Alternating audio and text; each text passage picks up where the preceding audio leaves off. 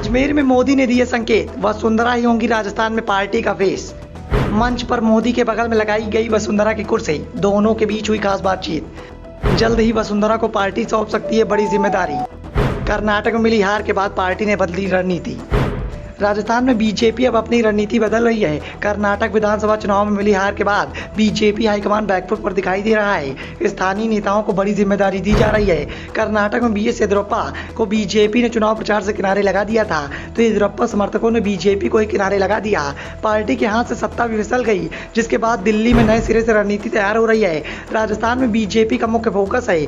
मुकाबला बेहद कांटे का दिखाई दे रहा है। कांग्रेस के पास दो बड़े नेता हैं, जिसकी पूरी प्रदेश में लोकप्रियता है। सीएम अशोक गहलोत और दूसरे सचिन पायलट, दोनों की सभाओं में जमकर भीड़ उमड़ती दिखाई दे रही है।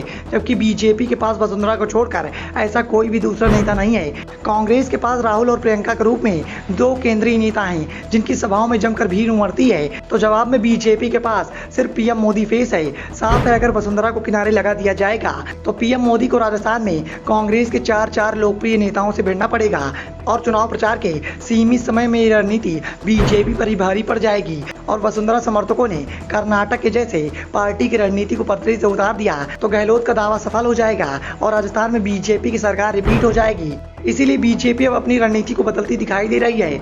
इसकी झलक अजमेर में हुई पीएम मोदी की रैली में देखने को मिली। पीएम मोदी के मंच पर लंबे समय के बाद राजस्थान की पूर्व सीएम वसुंधरा राजे सिंधिया दिखाई दी। भारतीय जनता पार्टी के दो दिग्गज नेताओं को मंच साझा करने की इस घटना ने जयपुर के सियासी गलियारों में हलचल बढ़ा दी। कयास लगने भी शुरू हो गए कि क्या भारतीय जनता पार्टी आने वाले विधानसभा चुनाव में वसुंधरा राजे के चेहरे पर ही एक बार फिर से दांव लगा सकती है। प्रधानमंत्री नरेंद्र मोदी के इस साल कई बार राजस्थान दौरे हो चुके हैं। नाथद्वारा, दौसा और भीलवाड़ा में पीएम मोदी के कार्यक्रम हुए, मगर उन कार्यक्रमों में कहीं भी वसुंधरा राजे सिंधिया दिखाई नहीं दी। अजमेर में ऐसा नहीं हुआ। अजमेर में जनसभा में पीएम मोदी के आने से कुछ देर पहले वसुंधरा मंच पर पहुंची। हालांकि इस सभा को पूर्व मुख्यमंत्री ने संबोधित नहीं किया, मगर जिस तरह से उन्होंने नेता प्रतिपक्ष राजेंद्र राठौर को धकेलते हुए पीएम मोदी के नजदीक अपनी जगह बनाने की प्रयास किया, उस पर संभवतः किसी का ध्यान नहीं गया। बीजेपी को वसुंधरा की लोकप्रियता का एहसास है।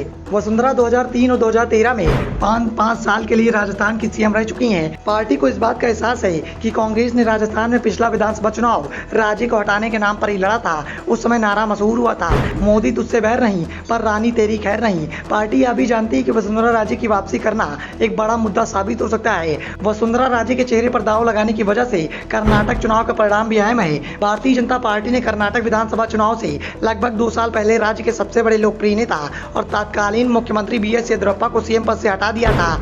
कई सियासी जानकार कर्नाटक चुनाव में भारतीय जनता पार्टी के हार का कारण इस तथ्य को सबसे ज्यादा मानते हैं। दूसरी ओर कांग्रेस ने राजस्थान में अपनी सरकार को बचाने की कवायद की थी।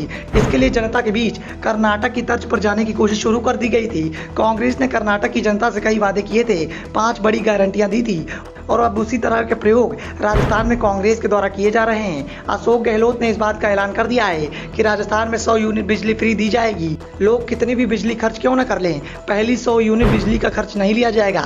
गहलोत एक के बाद एक घोषणाएं कर रहे हैं, जिससे बीजेपी बैकफुट पर दिखाई दे रही है। ब्यूरो रिपोर्ट, द नव दर्पण न्यूज।